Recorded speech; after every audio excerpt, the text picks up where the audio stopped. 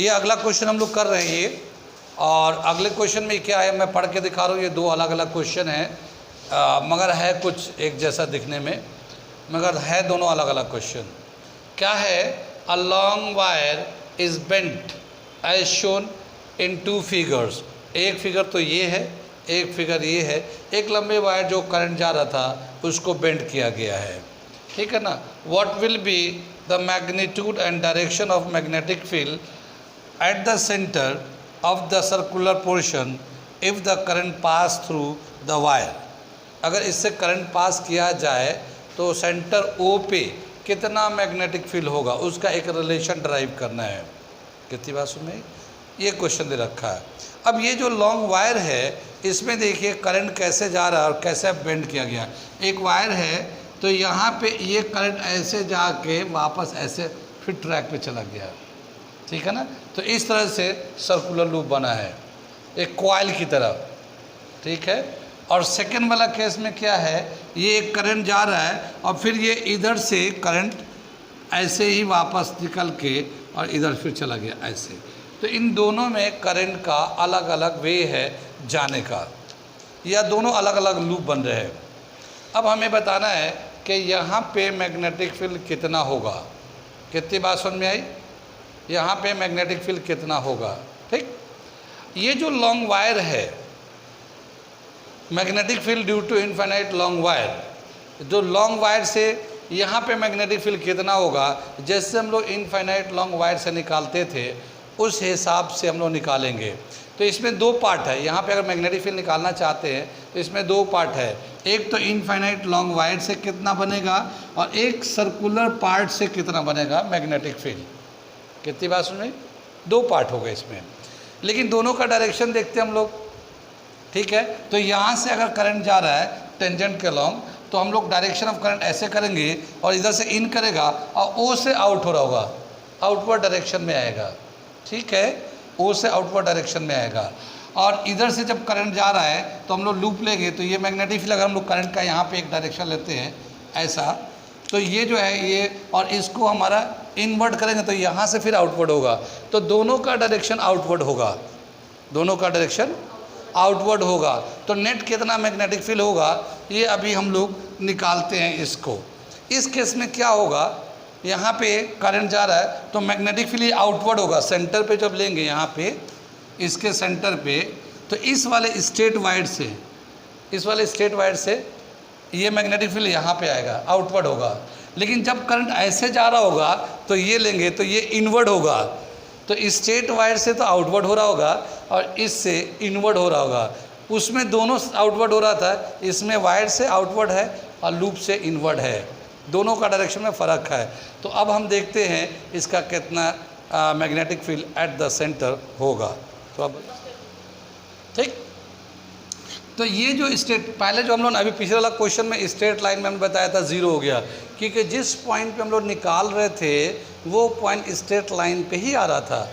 लेकिन अब हम लोग निकाल रहे यहाँ पे और ये वायर के उस पर नहीं आ रहा है, इसलिए ये ज़ीरो नहीं होगा।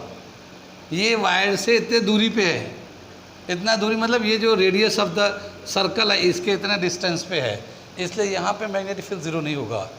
ऐसा ना हो कि पिछले वाला में दिखाते स्ट्रेट पार्ट, तो वो स्ट्रेट पार्ट के सेंटर पे आ रहा था वो, ठीक है ना, तब वो ज़ीरो हो रहा था। मगर ये स्ट्रेट पार्ट पे नहीं आ रहा है, ये अलग आ रहा है, ठीक है। कितनी बात सुन ली, सवाल मिटा दूँ, इसमें कोई डेटा नहीं है ना कोई में कैलकुलेट करना, खाली एक्सप्रेशन लिखना है कि क्या होगा, ठीक है। तो मैं इसे मिटा दे रहा हूँ ये, और इसके बाद ये लिखने जा रहा हूँ मैग्नेटिक फील्ड। यहाँ पे दो पार्ट है, हमने बताया एक दो पार्ट है, एक सर्कुलर पार्ट एक स्ट्रेट वायर, ठीक है। तो सॉल्यूशन कर रहे हैं मैग्नेटिक फील्ड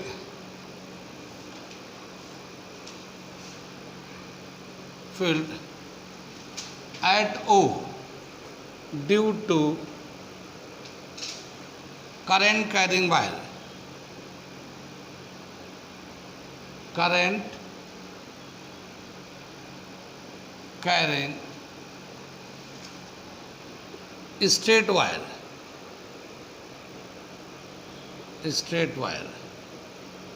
ठीक है ना। ये वाला सेक्शन इसकी वजह से निकाल हम लोग ये वायर से, और वायर से जो मैग्नेटिक फील्ड निकालते हैं किसी भी डिस्टेंस पे इनफाइनाइट लॉन्ग वायर का, ठीक है ना, वो क्या होता है formula, mu naught upon 4 pi 2 I upon R. A distance लेते हैं, लेकिन यहाँ से ये डिस्टेंस आर ले लेते हैं, तो आर के बराबर है, तो यहाँ पे आर ले लेंगे। तो क्या हुआ, B is equal to B1 ले लिया, mu naught upon 4 pi 2 I upon R के बराबर होगा। ठीक है, ये तो हमारा मेन फॉर्मूला है, लेकिन चाहे तो इसे 2 से कैंसिल करके और ये लिख सकते हैं mu naught upon 2 pi I upon R. ये इक्वेशन 1 कर दिया हमने। और इसका डायरेक्शन किधर है, इसका डायरेक्शन है आउटवर्ड, ठीक है ना, बाहर की तरफ, ठीक है ना। वहाँ से अगर लेंगे, यहाँ से लेंगे, अगर वायर से लेते हैं तो ये इधर से तो इन करेगा और इधर से आउट हो रहा, आउटवर्ड डायरेक्शन, ठीक है ना। तो इसका डायरेक्शन लिखते हैं, direction is normally outward, outward, ठीक है। इस केस में हो गया। अब हम लोग क्या लेते हैं, ये जो सर्कुलर लूप है उसकी वजह से यहाँ पे कितना मैग्नेटिक फील्ड होगा, magnetic field, magnetic field at O due to circular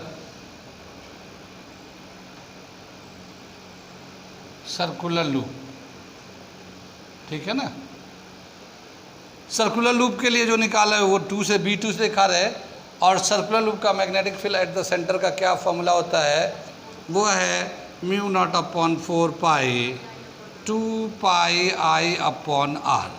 ये हमारा होता फॉर्मूला। लेकिन अगर 2 पाई को 2 से पाई को कैंसिल किया, 2 से 2 कैंसिल कर लिया, तो ये mu naught I upon 2 R, ये दूसरा इक्वेशन हो गया। और इसका डायरेक्शन भी, यानी सेकंड वाला इस लूप से लेंगे, इसका डायरेक्शन भी मैग्नेटिक फील्ड का आउटवर्ड होता है। तो direction also, the direction is outward in this case, ठीक है ना। इस केस में आउटवर्ड, इस केस में भी आउटवर्ड है ये डायरेक्शन। टोटल मैग्नेटिक फील्ड कितना हो जाएगा, ओ पे दोनों को ऐड कर देंगे, टोटल मैग्नेटिक फील्ड एट ओ, ठीक है ना। ओ पे कितना होगा टोटल मैग्नेटिक फील्ड, दोनों को प्लस कर देंगे हम लोग। तो B is equal to B1 plus B2, ठीक है ना। B1 का वैल्यू कितना है, mu naught upon 2 pi I upon R plus mu naught I upon 2R। ये हो जाएगा हमारा, दोनों को प्लस कर दिया। अगर कॉमन निकालते हम लोग तो म्यू नॉट कॉमन आएगा, आई अपॉन आर कॉमन आएगा, तो mu naught I upon R common निकालते हैं, ठीक है ना। 2 भी कॉमन निकलेगा, नीचे से 2 इसमें भी है 2 इसमें भी है, ठीक है। तो यहाँ बचेगा 1/पाई, ठीक है ना, और यहाँ बचेगा 1। कितनी बात सुने, देखो म्यू नॉट आई ये दोनों कॉमन आ गया, नीचे 2R, इसमें भी 2R कॉमन आ गया, यहाँ से बचेगा 1/पाई, ये 1/पाई बच गया, और यहाँ पे सब कॉमन निकल गया तो 1 बच गया। तो ये हो गया हमारा मैग्नेटिक फील्ड। और इसका नेट डायरेक्शन किधर होगा, आउटवर्ड, क्योंकि दोनों ही का डायरेक्शन जो ना आउटवर्ड था, दोनों को ऐड कर दिया, तो नेट डायरेक्शन आउटवर्ड हो जाएगा। नेट डायरेक्शन और final direction of magnetic field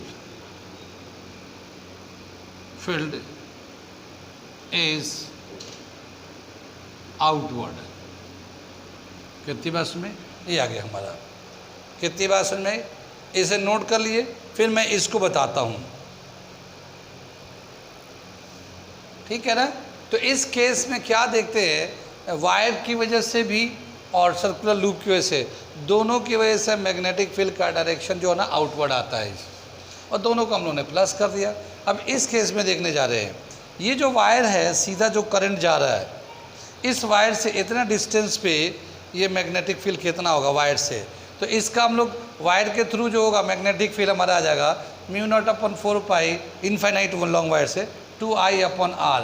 इसको सिंप्लीफाई करेंगे μ0/2πI/r, यही होगा।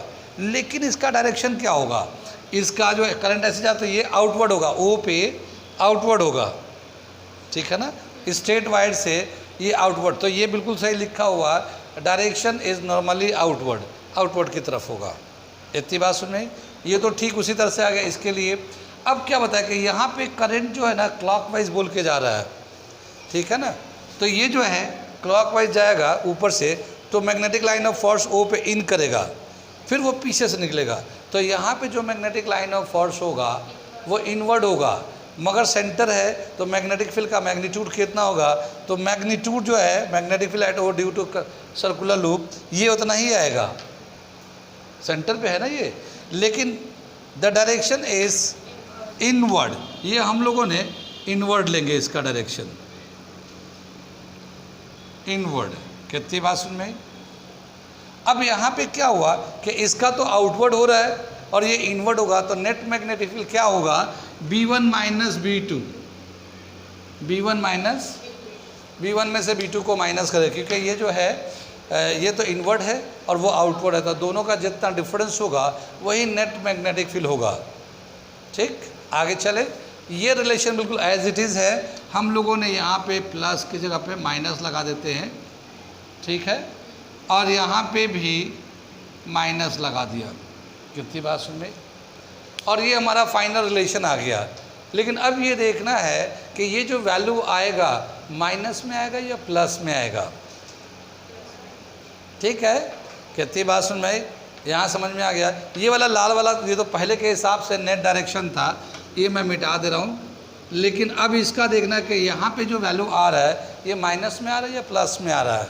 देखो पाई का वैल्यू कितना होता है 3.14 अगर लेते हैं डेसिमल में 22/7 नहीं लेके, तो ये एलसीएम लेंगे तो यहाँ चला जाएगा, कितना 3.14 यहाँ चला जाएगा, 1 माइनस 3.14 आएगा, तो 1 माइनस 3.14 तो 2.14 माइनस में आने लगेगा, और एज ए होल ये माइनस वैल्यू आने लगेगा, एज ए होल ये माइनस वैल्यू आने लगा। इसका मतलब इसका नेट डायरेक्शन किधर होगा, हम लोगों ने B1 में से माइनस किया B2 को, B1 तो स्ट्रेट वायर से था, इनवर्ड था, और B2 सर्कुलर लूप से आउटवर्ड है, ठीक है। इसका मतलब ये है कि आउटवर्ड जो यानी B2 जो है ना ज़्यादा है, यहाँ जब माइनस का वैल्यू आ रहा है इसका मतलब क्या हुआ, B2 ज़्यादा है B1 से, तभी तो माइनस में वैल्यू है। B1 में से B2 माइनस कर तो B2 ज़्यादा है तो माइनस में आ रहा हमारा, ठीक है। तो here we get B as a negative value, negative value B का जो वैल्यू जो है वो नेगेटिव है। It means B2 is greater than B1, B2 is greater than B1।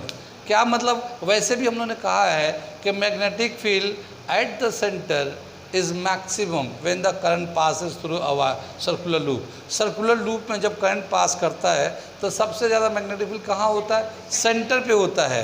तो ये वायर है और वो लूप है, तो लूप की वजह से सेंटर पे ज़्यादा मैक्सिमम मैग्नेटिक फील्ड बनेगा इसके कंपेयर में। तो B2 जो है वो सेंटर वाला में लूप वाला वो ज़्यादा होगा B1 से। B1 तो वायर वाला दिखा रहा है ना, ये स्ट्रेट वायर से दिखा रहे हैं और ये सर्कुलर लूप से दिखा रहे हैं, तो ये ज़्यादा वैल्यू होगा, तो B2 is greater than B1।